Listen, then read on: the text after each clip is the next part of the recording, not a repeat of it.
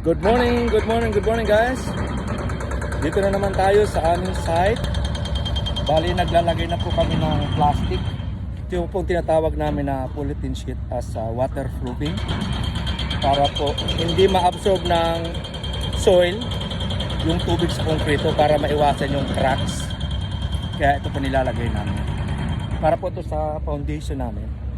So may first stage siya, upper, saka lower. As per section ng design. So ito po yung ating foundation. Partially muna namin ilalagay ng plastic. Sunod dito blind.